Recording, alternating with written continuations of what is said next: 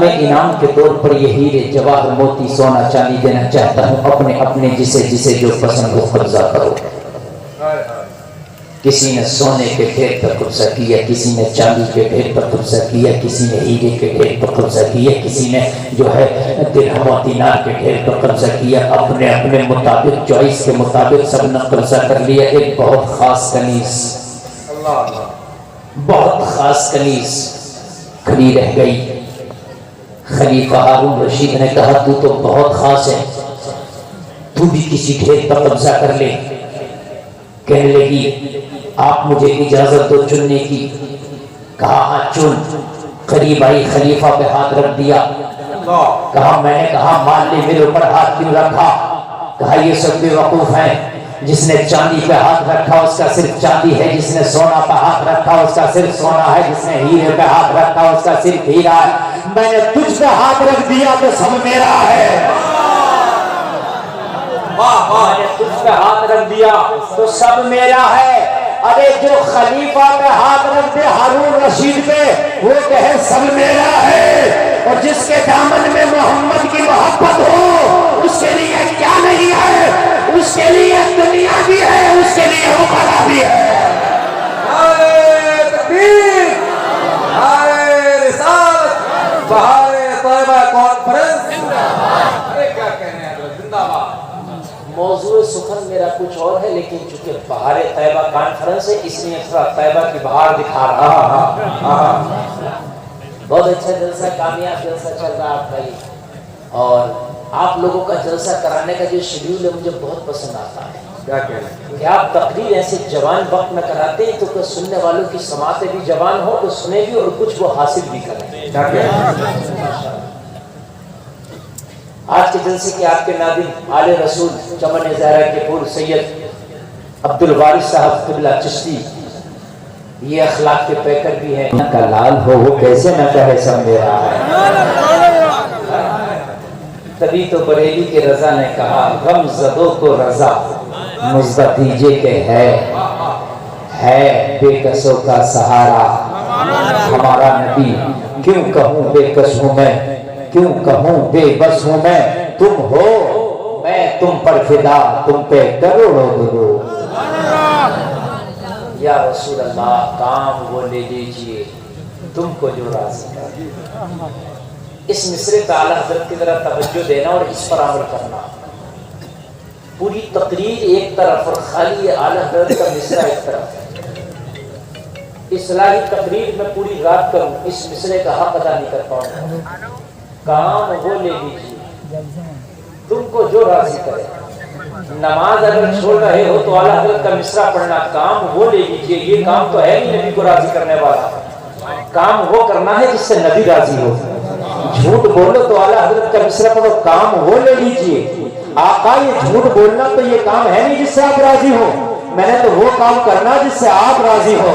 کام وہ لے لیجیے تم کو جو راضی کرے، تم کو جو راضی کرے۔ کام وہ لے لیجیے تم کو جو راضی کرے۔ اگر تیرا دوست تجھ سے کہے کہ آ یہ غلط کام کر، اپنے دوست سے کہہ دینا کام وہ لے لیجیے تم کو جو راضی کرے۔ بہترین کھانا چل رہا ہو کہیں بارات میں اسٹینڈنگ کا، سب کھڑے کھڑے کھا رہے ہو جانوروں کی طرح، اونٹ اور خچر کی طرح کھڑے کھڑے کھا رہے ہو، تو ایک طرف کو تھوڑا سا کھانا لے کے کہیں کو دسترخوان اپنا رومال بچھا کر بیٹھ جانا۔ سارا زمانہ کہے گا یہ دیوانہ تو نہیں ہے، کہ نہ ہاں یار دیوانہ ہی ہوں، میں دنیا کا دیوانہ نہیں نبی کا دیوانہ ہوں۔ اور کوئی تجھ سے آ کے کہے یہ اتنا اسٹینڈنگ کا کھانا چل رہا تو بیٹھ کے کیوں کھا رہا، تو کہہ دینا کام وہ لے لیجیے تم کو جو راضی کرے۔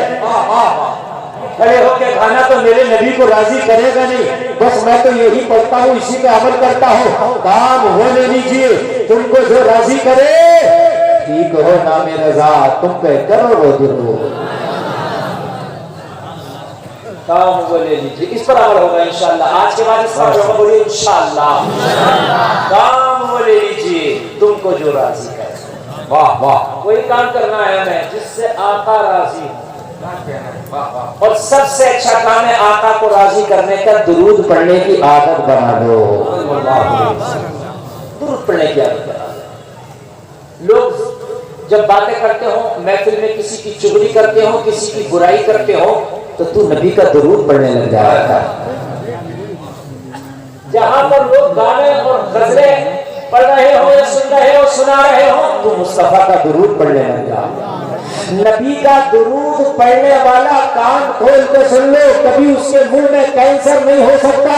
نبی کے درود پڑھنے والے کے ہونٹوں کو فرشتے بوسہ دیتے ہیں۔ نبی کا درود پڑھنے والا کان کھول کے سن لے، اس کے منہ سے خوشبو آتی ہے۔ نبی کا درود پڑھنے والا جب وہ قبر میں جائے گا تو اس کی قبر سے خوشبو بہے گی۔ نعرہ تکبیر، نعرہ رسالت، بہار طیبہ کانفرنس، علماء اہل سنت حضرت علامہ اقبال احمد صاحب اللہ احسانی، ماشاءاللہ عالم نبی فاضل جلیل حضرت اللہ حضرت علامہ اقبال احمد صاحب اللہ کی آمد ہوئی ہے۔ باوقار شخصیت منبر نور کی زینت بنی ہے۔ آپ حضرت کے چہرے کی زیارت کریں اور میری گفتگو سنیں۔ نبی کا درود پڑھنے کی عادت ڈال دو۔ نبی فرماتے ہیں جتنا درود زیادہ پڑھو گے اتنا تمہارے لیے بہتر ہے۔ اٹھتے بیٹھتے چلتے پھرتے نبی کا درود، سو تو درود پڑھتے پڑھتے سو جا، اور تو درود پڑھتے پڑھتے جاگ جا۔ درود پڑھنے سے بڑی برکتیں ہوتی ہیں، بہت برکتیں ہوتی ہیں۔ اور میری بہنوں میری گفتگو کو سنو، اگر تم نے اپنے بچوں کو بچپنے میں درود پڑھ پڑھ کے دودھ پلایا، درود پڑھ پڑھ کے اسے سلایا، درود پڑھ پڑھ کے اس کو جھلایا، خدا کی قسم جوان ہونے کے بعد یہ کبھی باغی نہیں ہوگا، تمہارا وفادار ہوگا۔ آج تم کہتے ہو ہمارے گھر میں کوئی محمد بن قاسم پیدا کیوں نہیں ہوتا، آج تم کہتے ہو ہمارے گھر میں کوئی موسیٰ بن نصیر کیوں نہیں پیدا ہوتا، آج تم کہتے ہو ہمارے گھر میں کوئی خالد بن ولید پیدا کیوں نہیں ہوتا۔ او لوگو، کارٹون دکھا دکھا کے بچوں کو جوان کرو گے تو یہ بچے خالد بن ولید نہیں بنیں گے، موسیٰ بن نصیر نہیں بنیں گے، سلطان صلاح الدین ایوبی نہیں بنیں گے۔ یہ نچکریے بن سکتے ہیں، جواری سٹے باز شرابی بن سکتے ہیں۔ اگر چاہتے ہو کہ غلام حسین بن کے تیرا بچہ جوان ہو تو اپنے بچے کو دودھ پلاؤ، تو مصطفیٰ کا درود پڑھ پڑھ کے پلاؤ، جھلاؤ تو درود پڑھ پڑھ کے جھلاؤ، اگر سلاؤ تو درود پڑھ پڑھ کے سلاؤ۔ کل کی ماں بچوں کو جب جھلاتی تھی، سلاتی تھی، دھمکیاں دیتی تھی، زبان سے کہتی تھی تم سو جاؤ مصطفیٰ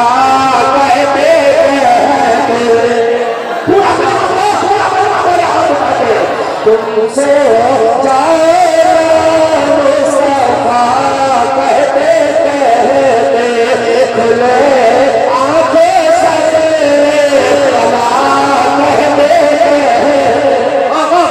تبھی تو اگر باپ ابو صالح ہے تو بیٹا عبد القادر ہے، باپ نقی علی خان ہے تو بیٹا احمد رضا خان ہے۔ زندہ باد زندہ باد۔ اور میرے بھائی انہیں گھٹیاں دو نبی کے درود، گھٹیاں دو نبی کے درود۔ سید عبدالواری صاحب میرا ایک سوال ہے زمانے سے، اللہ ہر چیز پکا دے، بولیے ہے کہ نہیں؟ ارے قادر ہے کہ نہیں؟ اللہ چاہے ایسی ایک دنیا اور نہیں بنا سکتا، بنا سکتا ہے۔ اللہ ہر چیز پکا دے رہے۔ اے مولا تو نے ایک حسین اور پیدا کی، اللہ صرف ایک ہی حسین، اتنی بڑی خدائی میں صرف ایک حسین۔ جواب ملا حسین تو پیدا کرنے پہ میں قادر ہوں، چاہوں تو 1000 حسین پیدا کر دوں، لیکن حسین پیدا ہونے کے لیے فاطمہ کی کوکھ کا ہونا ضروری ہے۔ ہر کوکھ میں حسین نہیں آتا۔ تم چاہتے ہو تمہارے گھر کے بچے نیک ہو تو پہلے بچیوں کو نیک کر دو۔ تم چاہتے ہو تمہارے گھر کے بچے قرآن پڑھیں، نمازیں پڑھیں تو پہلے بچیوں کو دین سے لگا دو۔ جس دن تیری بچیاں دیندار ہو جائیں گی اس دن تیرے بچے خود بخود دیندار ہو جائیں گے۔ نبی کا درود پڑھنے کی عادت ڈالو۔ سلطان صلاح الدین ایوبی کہتا ہے، کون؟ فاتح اعظم اللہ سلطان صلاح الدین ایوبی، جس نے قبلِ اول کو آزاد کرایا، وہ سلطان صلاح الدین ایوبی جو مسلمان تمہارا اصلی ہیرو ہے، وہ سلطان صلاح الدین ایوبی کے جس کا نام سن کر عیسائی کے بڑے بڑے ایمپائروں کو پسینے آ جاتے تھے، وہ سلطان صلاح الدین ایوبی جب موت کی کگار پہ تھا اور ایسا مرض لگ گیا کہ سلطان صلاح الدین ایوبی مرنے کو جا رہا تھا، کسی نے نبی کی شان میں گستاخی کر دی تھی کہ بتاؤ تمہارا محمد بچانے تمہیں نہیں آیا، اور اس کی یا رسول اللہ موت تو برحق ہے، صلاح الدین ایوبی کو موت آئے لیکن آقا اس وقت ایک بار شفا دے دو تاکہ اس کتے کو جواب دے دو، کہ اس کتے کو جواب دے دو اور دوبارہ شفا ملی۔ اور پھر صلاح الدین ایوبی نے معلوم ہے بیت المقدس کو فتح کر کے فاتح اعظم بنا۔ وہ سلطان صلاح الدین ایوبی کہتا ہے کہ میری ماں جب مجھے گود میں لے کے دودھ پلاتی، جب میری ماں مجھے گود میں لے کے دودھ پلانا شروع کرتی، میں دودھ پینا شروع کرتا، میری ماں درود پڑھنا شروع کرتی۔ اس درود سن سن کے جو میں نے ماں کا دودھ پیا، جب وہ رگوں میں خون بن کے دوڑا تو اس خون نے کہا تجھے قسم ہے جب تک تیرے اوپر نیند حرام ہے جب تک کہ بیت المقدس کو آزاد نہ کرا دے۔ ہماری مائیں دودھ پلاتی ہیں بچوں کو، کبھی شوہر سے لڑ رہی ہے دودھ پلا رہی ہے، ساس سے لڑ رہی ہے دودھ پلا رہی ہے، جھوٹ بول رہی ہے دودھ پلا رہی ہے، گانا سن رہی ہے دودھ پلا رہی ہے، چغلی کر رہی ہے دودھ پلا رہی ہے۔ اس دودھ کا اثر تو ویسے ہی ہوگا نا جیسا پلاؤ گے میرے بھائی، جیسا پلاؤ گے ویسا ہی تو اثر ہوگا۔ کل کی مائیں قرآن پڑھ رہی ہیں دودھ پلا رہی ہیں، نبی کی نام پڑھ رہی ہیں دودھ پلا رہی ہیں، مصطفیٰ کا درود پڑھ رہی ہیں دودھ پلا رہی ہیں، صحابہ کے قصے پڑھا رہی ہیں دودھ پلا رہی ہیں۔ محمد خان ثانی فاتح قسطنطنیہ کہتا ہے، وہ قسطنطنیہ جس کے بارے میں نبی نے فرمایا تھا کہ جو اس کو فتح کرے گا وہ جماعت بے حساب و کتاب جنت میں جائے گی۔ اے لوگوں ذرا کھول کرے، فاتح قسطنطنیہ محمد خان ثانی کہتا ہے کہ میری ماں جب مجھے دودھ پلاتی تھی اور دودھ پلا کے میں فارغ ہوتا، پی کے فارغ ہوتا، میری ماں قسطنطنیہ کی طرف اشارہ کر کے کہتی میرے لال تجھے دودھ کا حق ادا کرنا ہے، قسطنطنیہ کی فصیلوں پہ اسلام کا جھنڈا لہرا رہا ہے۔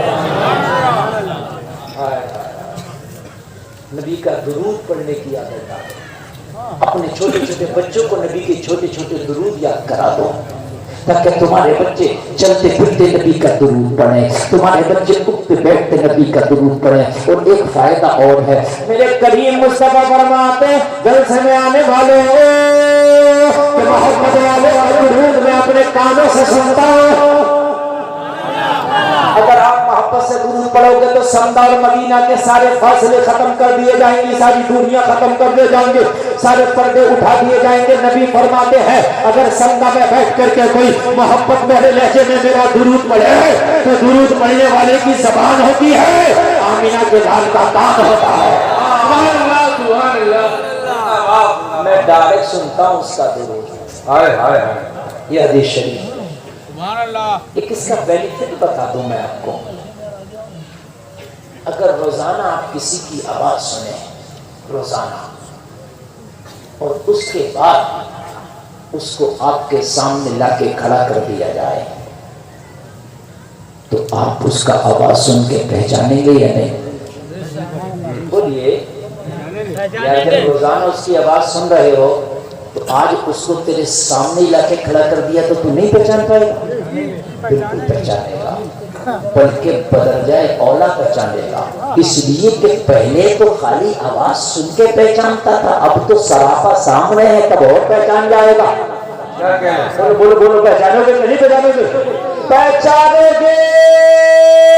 نبی فرماتے ہیں محبت والوں کا درود اپنے کان سے سنتا ہو، جب تم قبر میں جاؤ گے لوگ انہیں مٹی کے نیچے دفن کر کے آ جائیں گے، مصطفیٰ تشریف لائیں گے تیری قبر میں، اور جب فرشتے مصطفیٰ کے بارے میں پوچھیں گے تو مصطفیٰ فرمائیں گے فرشتوں ارے میں نے اسے پہچان لیا ہے، جب زمانہ فلمیں دیکھتا تھا گانا گاتا تھا یہ میرا درود پڑھتا تھا۔ نعرہ تکبیر، نعرہ تکبیر، نعرہ رسالت، نعرہ رسالت، میں نے تو اسے پہچان لیا.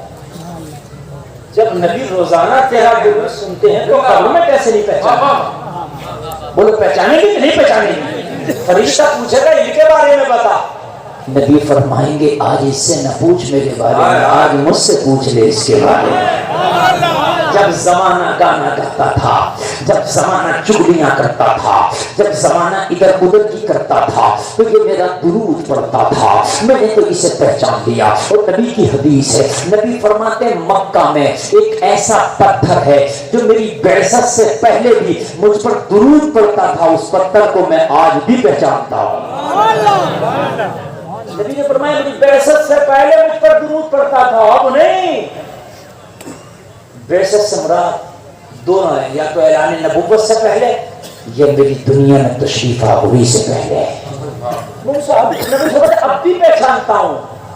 اگر ہزار درود پڑھے نبی پہچانے، بشر درود پڑھے تو نبی کیسے نہیں پہچانے؟ بولیے. اور جب تم جس نبی کا درود پڑھتے ہو گے، اتنا دور رہ کر کے درود پڑھتے ہو، جب نبی پاس میں آئیں گے، قبر میں آئیں گے تو کیسے خاموش ہوگا؟ فرشتے کو پوچھنے کی ضرورت ہی نہ پڑے، پہلے ہی کہنے لگے مولایا صلی وسلم دائما ابدا اللہ حبیبی کا خیر الخلق کلی ابی.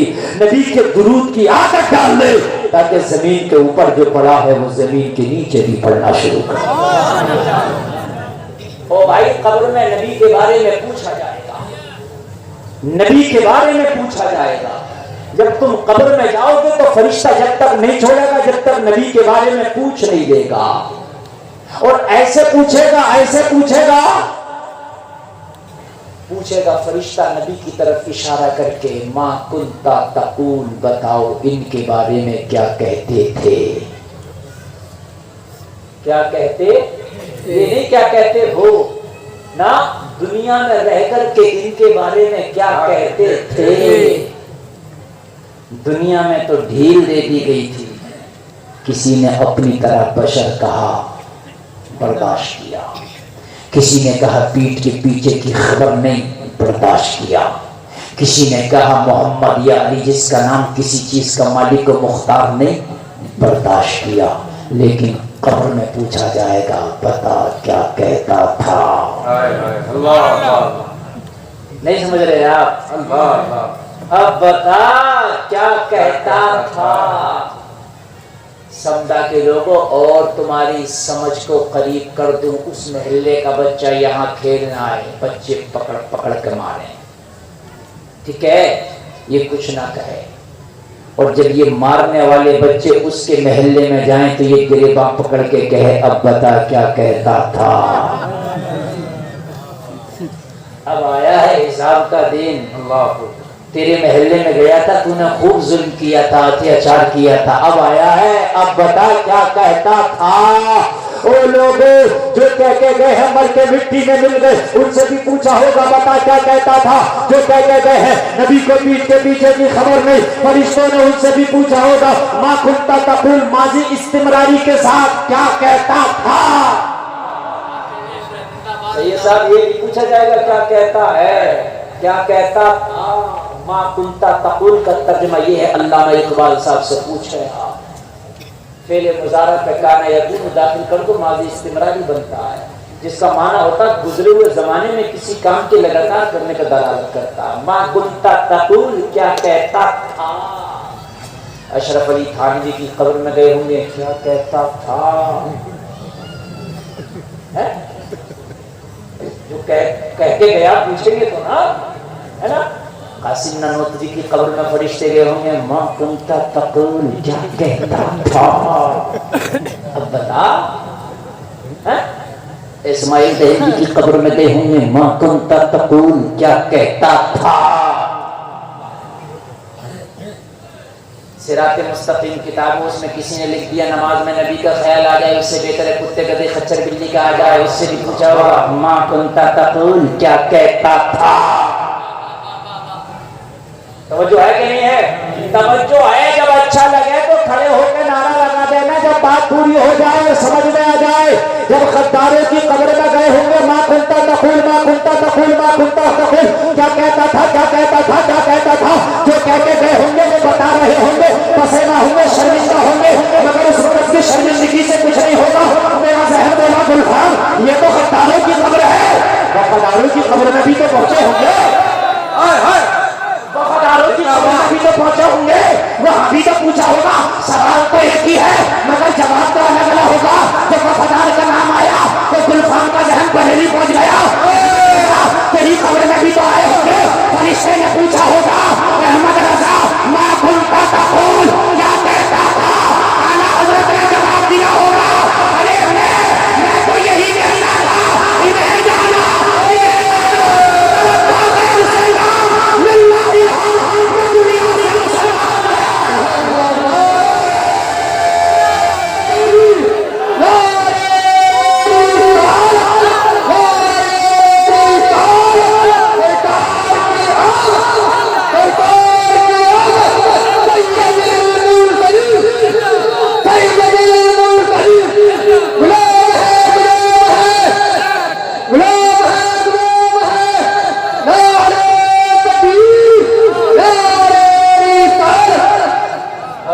کے اعلان سماعت کر رہے ہیں. کمیٹی کے لوگ بار بار آ کر کے یہ گزارش کر رہے ہیں کہ اعلان پہنچا دیا جائے کہ ہماری ماں بہنیں جو بیٹھی ہوئی ہیں وہ تھوڑا سا جگہ بنا لیں اور پیچھے, تاکہ جو لوگ زمین پر بیٹھ گئے ہیں وہ آگے قالین پر آ کر کے سلیقے سے بیٹھ جائیں. تو میں گزارش کروں گا بڑی شائستگی کے ساتھ آپ لوگ بیٹھ جائیں. کوئی انتظام کی ضرورت نہیں ہے, یہی سب بیٹھ جائیں بھائی, بیٹھ جائیں سارے لوگ. کسی انتظام کی ضرورت نہیں ہے. وہ خود اللہ کا شکر ہے دانشور لوگ ہیں, سب کر لیں گے ماشاءاللہ. حضور مفتی صاحب کو سنیے. چچا بیٹھ جائیے, مفتی صاحب کو سنیے. بڑی کام کی میں بات کر رہا ہوں, آپ بیٹھ جائیں. ایک کوئی ادھر ادھر نہیں, ایک سنیے میری بات سنیے. آپ بیٹھیے نا. سید صاحب کے کہنے کا مقصد یہ ہے کہ جگہ کم ہے, خواتین زیادہ ہیں, وہ ذرا سمٹ کے آگے بیٹھ جائیں تاکہ پیچھے آنے والی بہنیں آرام سے قالین پہ بیٹھ جائیں. یہ مقصد ہے. ذرا سمٹ کے بیٹھ جائیں تاکہ وہ پیچھے جگہ تھوڑی خالی ہو جائے, آنے والی خواتین وہاں بیٹھ جائیں. آپ کی ضرورت نہیں, آپ میری گفتگو کو سنیے. انہیں جانا کیا بیٹر میں نے دیا ہے خدا کی قسم, اگر ذرا بھی چنگاری ہے نا تو کھڑا ہو جاؤ. فرشتہ نے کہا گا ماں گفتہ تقول, کیا کہتا تھا. انہیں جانا کیا اچھا ہے. زندہ باد. سبحان اللہ. ان کے بارے میں کیا کہتا تھا. میں تو یہی کہتا تھا انہیں جانا انہیں مانا. کسی سے کام ہی نہیں رکھا. کام تھا تو ان کی اداؤں سے, واہ واہ. کام تھا تو ان کی وفاؤں سے, واہ واہ. عشق تھا تو ان کی زندگی سے, ہائے ہائے. لینا تھا تو ان سے, دینا تھا تو ان سے, اوڑھنا تھا تو ان کی محبت, بچھونا تھا تو ان کی محبت. انہیں جانا انہیں مانا. ان کے علاوہ کسی کی مانی نہیں, ان کے علاوہ کسی کو جانا نہیں. اور ایسا جانا اعلیٰ حضرت سرکار کی میرے نواب رامپور میں دعوت کر دی. اعلیٰ حضرت نے کم سفر کیے ہیں مگر الحمدللہ رامپور کو یہ شرف حاصل ہے کہ اعلیٰ حضرت تشریف لے کے گئے ہیں.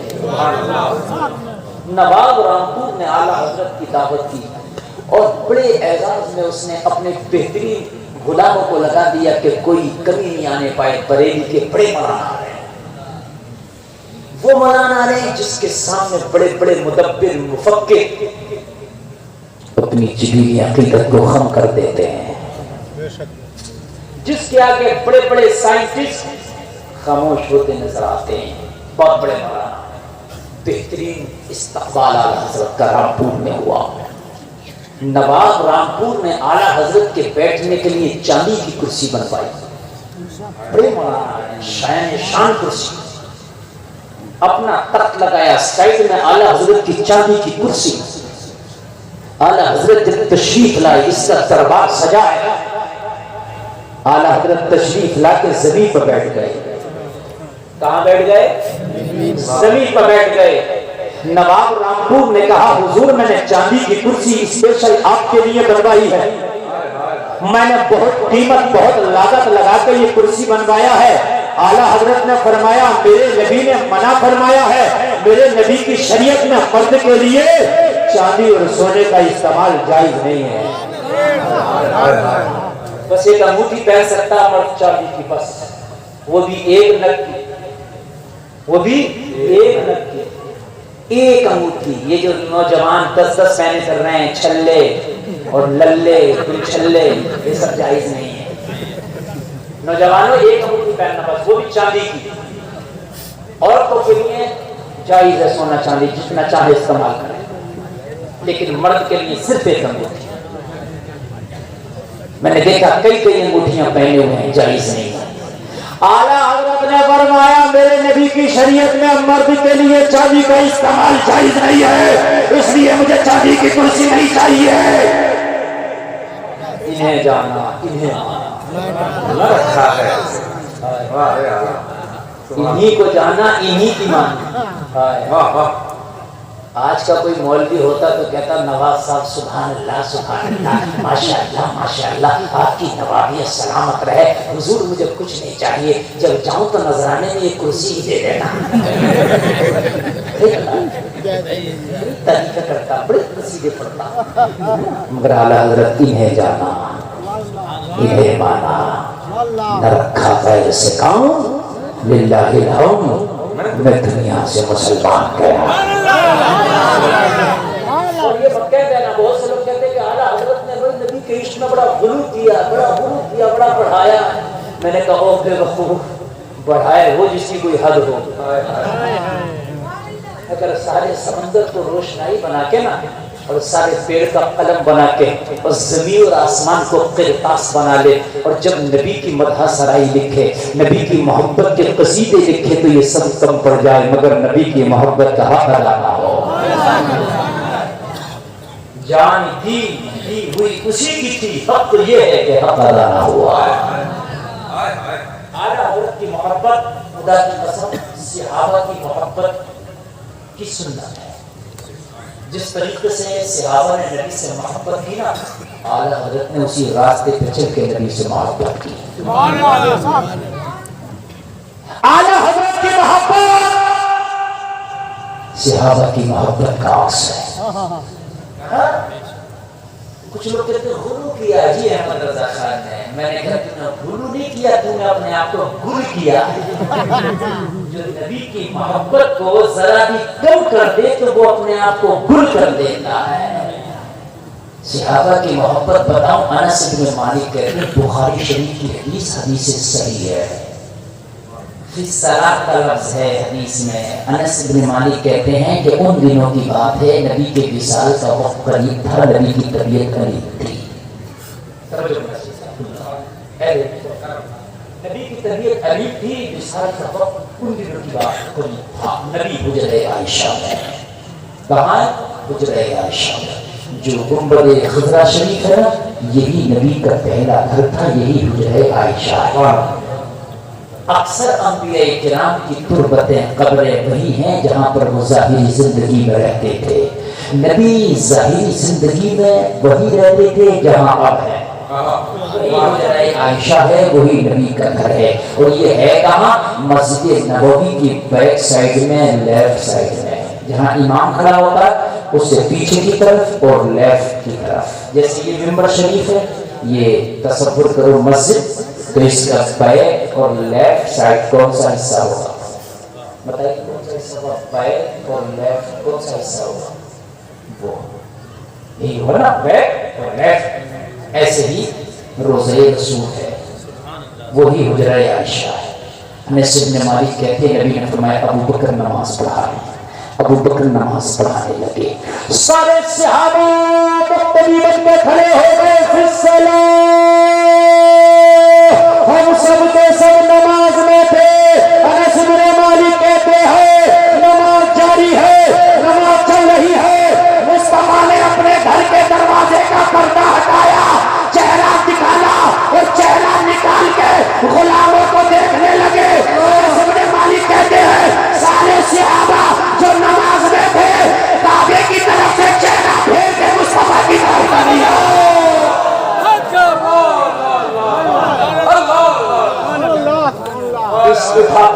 سے پوچھ بتا غلو کسے کہتے ہیں؟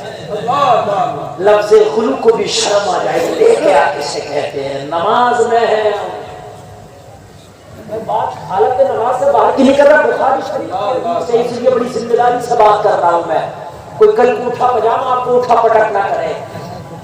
فی الصلاۃ، ہم نماز میں نبی نے پیچھے سے چہرہ دکھایا، آگے کی طرف سب کا چہرہ تھا، آگے کی طرف سے چہرہ پھیر کے مصطفیٰ کی طرف کر دیا۔ سبحان اللہ، سبحان اللہ۔ فتوا لاؤ نماز ہوئی کہ نہیں، فتوا لاؤ نماز ہوئی کہ نہیں۔ یہ کہتا خیال نہیں آئے، اور یہ صحابہ ہیں ون کیٹیگری کے مسلمان، اے کوالٹی کے مسلمان، وہ مسلمان کہ جن کو دیکھ کے ہم نے زندگی جینا سیکھا ہے۔ وہ کھڑے ہیں ادھر کعبے کی طرف سے چہرہ، اور استقبال قبلہ شرط نماز ہے۔ استقبال قبلہ کیا ہے؟ شرط نماز ہے، شرط ہے نماز کے لیے استقبال قبلہ، لیکن یہاں تو شرط ہی نہیں ہے، کعبہ ادھر ہو گیا، چہرہ ادھر ہو گیا، فتوا لاؤ تو کہا کسی اور سے کیوں پوچھو، اسی بخاری میں آگے ہے، نبی نے فرمایا چہرہ کعبے کی طرف کر لو، جتنی رہ گئی ہے پڑھ لو، نماز ہو جائے۔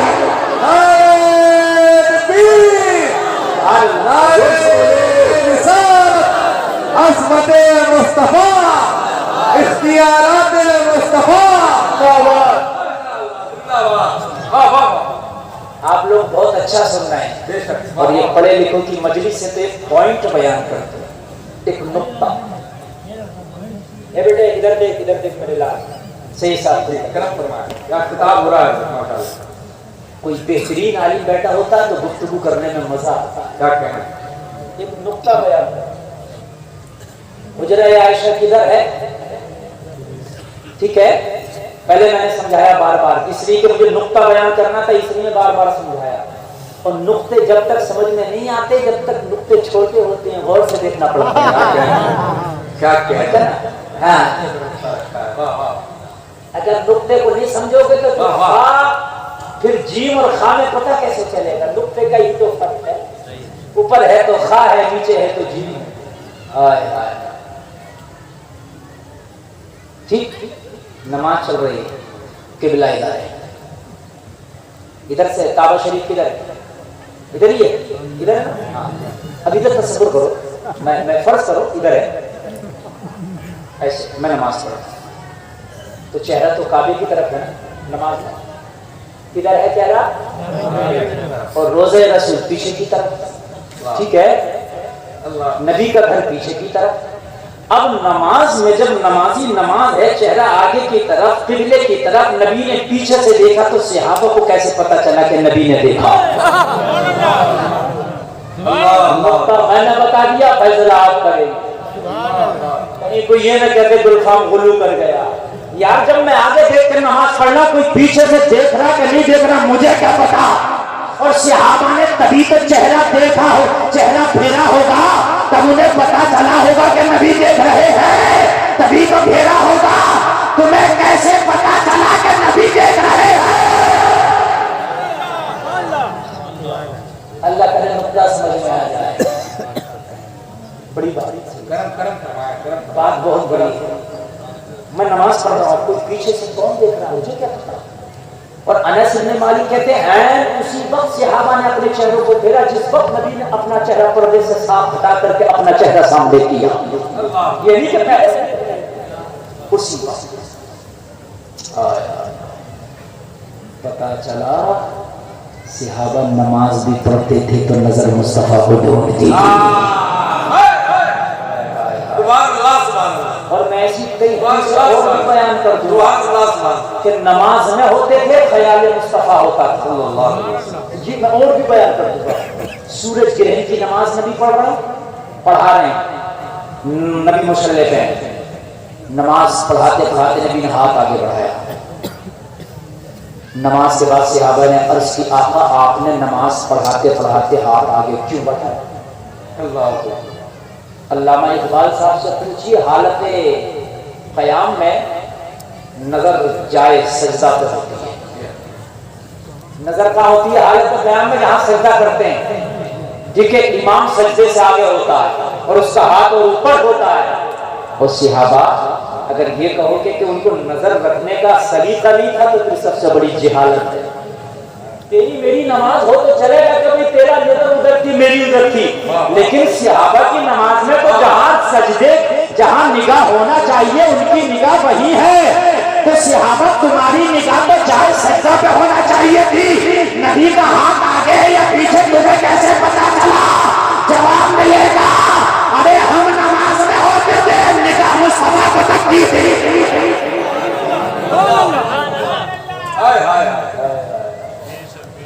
اب اگر غلو نہ ہو تو پھر چلو بریلی سبحان اللہ. زور سے بولو، زور سے بولو. اب جب صحابہ نے کر ہی لیا چہرہ، پھر ہی